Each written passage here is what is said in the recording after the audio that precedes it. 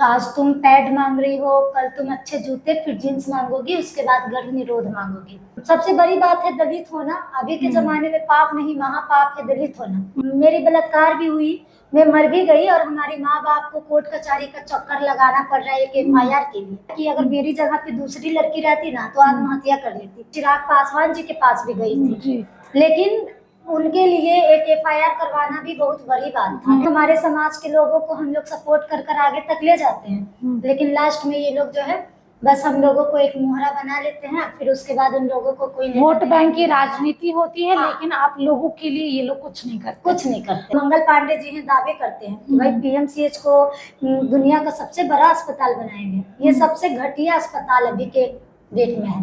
और राहुल गांधी को as a नेता आप कैसे देखती हैं?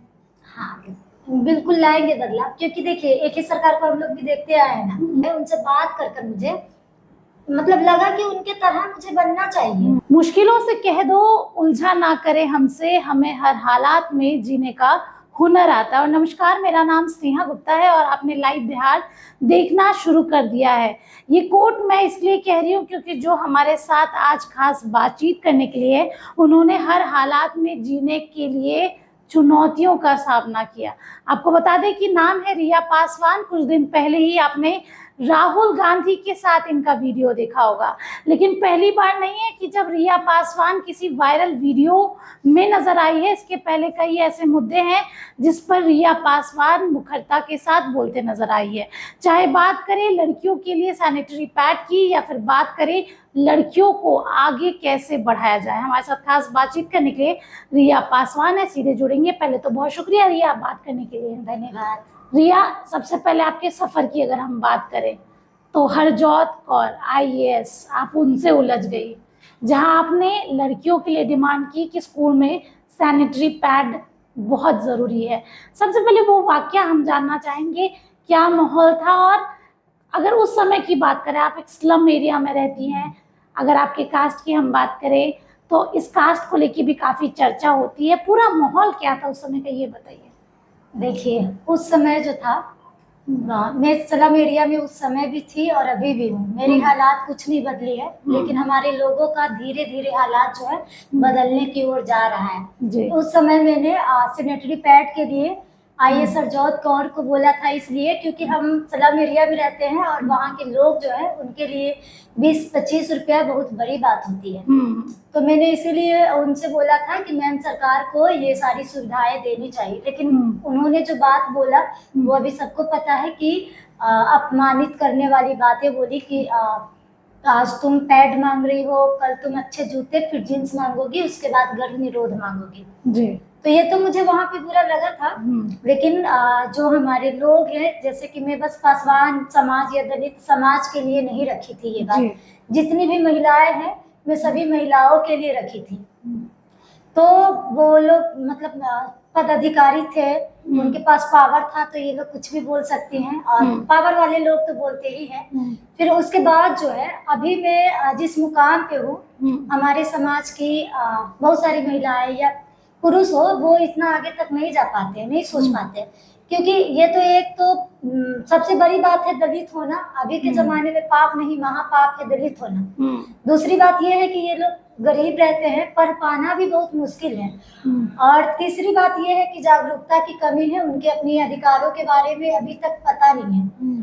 और मैं अपनी स्लम एरिया से आती हूँ और अपने समाज के लिए भी काम करना चाहती हूँ, क्योंकि सबका एक सपना रहता है कि मेरा समाज आगे जाए, लेकिन हमारे समाज के लोगों को हम लोग सपोर्ट कर कर आगे तक ले जाते हैं, लेकिन लास्ट में ये लोग जो है बस हम लोगों को एक मोहरा बना लेते हैं, फिर उसके बाद उन लोगों को कोई वोट बैंक की राजनीति होती है। लेकिन आप लोगों के लिए ये लोग कुछ नहीं करते। ऐसे अगर हम बात करें जनरल राजनीति की, कई नेता हैं जो दलित समाज से आते हैं, चिराग पासवान हुए, जीतन राम मांझी हुए, और ऐसे बिहार में कई स्लम एरिया हैं। चलिए बिहार की छोड़िए, हम पटना में बात कर लेते हैं और आपके ही एरिया की बात करें। जब हम पहली बार आपसे मिलने गए थे तो आपका घर खोजने में हमें बहुत समय लगा था और साथ में गंदगी बहुत ज़्यादा थी। जब वोट चाहिए होता है, यही नेता आप लोगों के घर आते हैं, घर का पानी पीते हैं, घर का खाना खाते हैं, और जब चुनाव खत्म हो जाता है, कौन आप कौन मैं, क्या कहना चाहेंगे उन नेताओं से आप जो आपके समाज का वोट लेते हैं लेकिन समाज के लिए काम नहीं करते? देखिए समाज के लिए तो सच में काम नहीं करती है, और ये सच्चाई है। क्योंकि हमारी एरिया में स्लम एरिया है, और वहाँ पे मतलब 20,000 प्लस लोग रहते हैं। ये मतलब बिहार का सबसे बड़ा एरिया है, लेकिन इन लोगों को बस वही मतलब मरा हुआ लहाज पे भी ये लोग राजनीतिक सेकते हैं। उसके बाद इन लोगों को लेना देना नहीं रहता है। और रही बात इंसाफ की, तो अभी सिस्टम से भी हमें सवाल है, क्योंकि सिस्टम ही अभी काम नहीं कर रहा है। मतलब गलत गंदा टाइप का सिस्टम बना हुआ है अभी, जिनके साथ मान लीजिए रेप बलात्कार जैसी घटनाएं भी हो रही है, लेकिन उसको एक FIR करवाने के लिए ना पूरा नालंदा से पटना तक आना पड़ता है एक FIR के लिए। मतलब मेरी बलात्कार भी हुई, मैं मर भी गई, और हमारे माँ बाप को कोर्ट कचहरी का चक्कर लगाना पड़ रहा है एक FIR के लिए।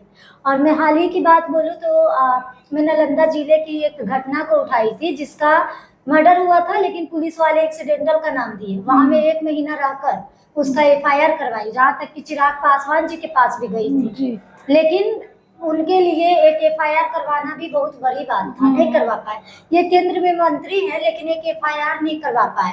और अभी देख रहे हैं कि दलितों के साथ, खास कर दलितों के साथ, जैसे रोहतास में एक दलित बच्ची के साथ बलात्कार कर उनकी दो, मुजफ्फरपुर वाला कांड भी आपको पता होगा। हाँ, मुजफ्फरपुर में अभी 9 साल की बच्ची के साथ हुआ। तो बताइए, चिराग पासवान जी, मुख्यमंत्री नीतीश कुमार जी, इन लोगों को वहां नहीं जाना चाहिए कि एक दलित बच्ची को, मतलब वो तो बलात्कार किया, गला रेता, फिर वो बच्ची बच भी गई थी, लेकिन इनका जो सिस्टम है PMCH, उनके वजह से जान गया, क्योंकि 9 से 10 घंटा तक इंतजार करना पड़ा। अगर इंतजार शायद नहीं करवाते, वहाँ का स्वास्थ्य व्यवस्था अच्छा होता, तो ये बच्ची बच सकती थी। 500 करोड़ लेते हैं कि भाई हमें PMCH को सबसे बड़ा अस्पताल है, सबसे बड़ा अस्पताल है। लेकिन सच्चाई में बोल रही हूँ कि मैं खुद वहाँ गई हूँ। वहाँ ना इमरजेंसी वार्ड में बस 9 ट्रॉली है, 12 ट्रॉली था, जिसमें 2 ट्रॉली खराब है। तो सोचिए, ये है PMCH की व्यवस्था। और जो मंगल पांडे जी हैं दावे करते हैं कि भाई PMCH को दुनिया का सबसे बड़ा अस्पताल बनाएंगे, ये सबसे घटिया अस्पताल अभी के डेट में है। चलिए, एक सवाल ये भी उठता है, अब आप जैसे आपने राहुल गांधी के सामने अपनी बातें रखी, राहुल गांधी ने आपकी तारीफ भी बहुत की, तो आपको लगता है कि राहुल गांधी की कांग्रेस, जो बिहार कांग्रेस है, वो कुछ बदलाव बिहार में ला पाएगी? और राहुल गांधी को एज अ नेता आप कैसे देखती हैं? हाँ, बिल्कुल लाएंगे बदलाव, क्योंकि देखिए एक ही सरकार को हम लोग भी देखते आए हैं ना, तो ये अब थोड़ा सा बदलना भी चाहिए। क्योंकि ये जहाँ जहाँ राहुल गांधी जी की सरकार है, वहाँ वहाँ वो जो जो योजनाएं निकाले हैं वो सबको दे रहे हैं। जैसे कुछ पैसा योजना जो है हर महीने का, तो वो और जगहों पे और राज्यों में दे रहे हैं। लेकिन अगर बिहार में उनकी सरकार आती है तो ये योजना मिले तो अच्छी बात है। क्योंकि अभी जो इनका एक सम्मान योजना निकला है, माँ बहन मान योजना, तो इससे है कि 2500 का महीना मिलेगा। तो वो जो हमारी महिलाएं हैं, मतलब हर महिला को मिलेगा, कोई जात की महिला हो, तो इनके लिए एक बैक सपोर्ट होगा। अभी झाड़ू पोछा की काम करने के बाद भी 2500 नहीं मिल पाता है, नहीं मिल पाता है। मैं खुद सलाम एरिया से आती हूँ, मुझे खुद मतलब मैं, आपको पता है, आप मेरी घर पे भी गई थी कि मैं कितनी मतलब किस एरिया से आती हूँ, कितनी गरीबी से अपनी जिंदगी को जी रही हूँ। मेरा भाई कूली है, तो मेरे लिए तो बहुत चैलेंजेस है कि वहाँ से निकल कर आगे तक का मैं सोच रखती हूँ। जी, रिया, एक बात ये भी बनती है, क्योंकि आपका सफ़र हमने देखा है, कहाँ से आप अभी कहाँ आ गई। आप भी हाल ही में आपने देहरादून में भी कार्यक्रम एक किया था। ये बताइए, ये कदम जो आप उठा रही हैं अपने समाज के लोगों के लिए और खासकर लड़कियों के लिए, कितना ज़रूरी है, और कैसे कैसे स्टेप बाय स्टेप आप आगे बढ़ी हैं?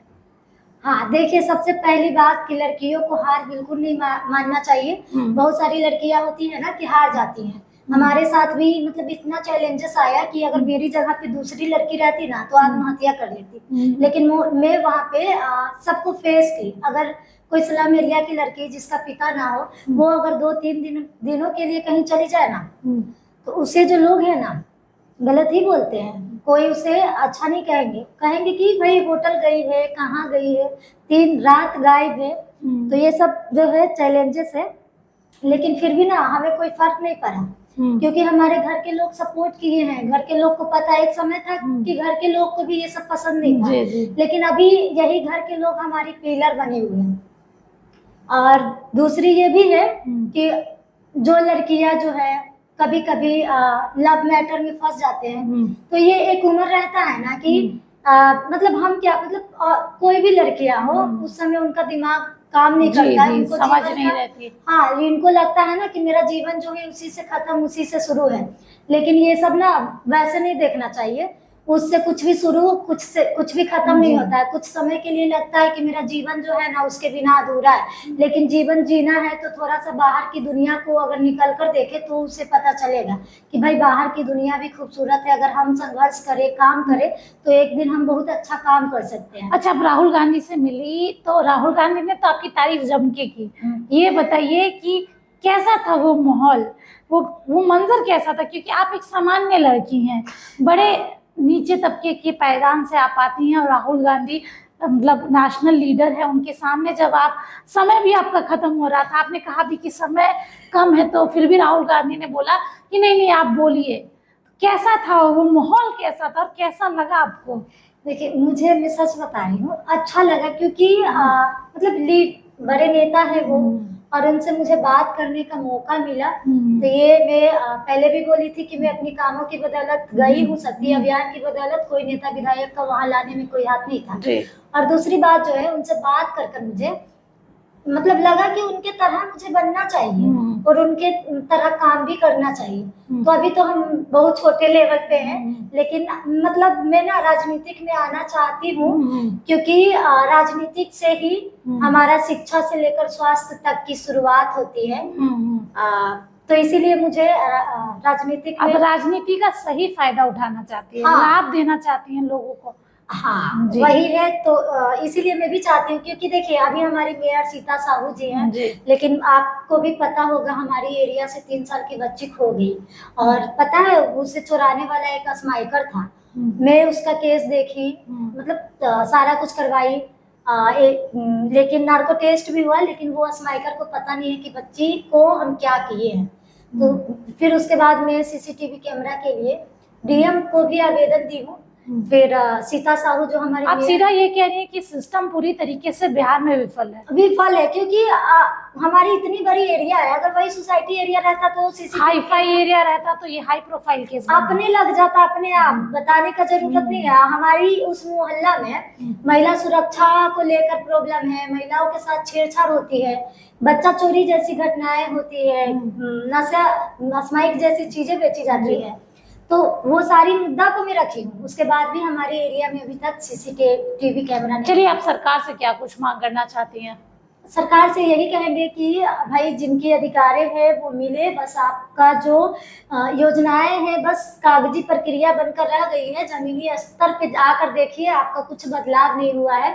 जहाँ तक कि लोगों के साथ यहाँ दुर्व्यवहार भी हुआ जाता है और कोई आपका सिस्टम वाला जो काम है उसमें सब में घूसखोरी का सिस्टम लगा हुआ है। जो भी योजनाएं हैं सब में घूसखोरी लिया जाता है, तब जाकर किसी की काम होती है। चलिए देखिए, ऐसे ही रिया पासवान नहीं बनते, काफ़ी मेहनत लगता है, संघर्ष लगता है और बीते 4 साल से ये लगातार महिलाओं के लिए काम कर रही है, बच्चियों के लिए काम कर रही है। IAS अधिकारी से झड़प, उसके बाद अब राहुल गांधी के सामने आ खड़ी हुई है और उन्हीं के जैसा बनना चाहती है। ये साल बिहार के लिए अहम है क्योंकि बिहार विधानसभा का साल है और ऐसे में कई ऐसे लोग हैं जो चर्चा में आए, उनमें से एक है रिया पासवान। आपको ये वीडियो कैसा लगा ज़रूर बताएं। तब तक के लिए बहुत बहुत शुक्रिया।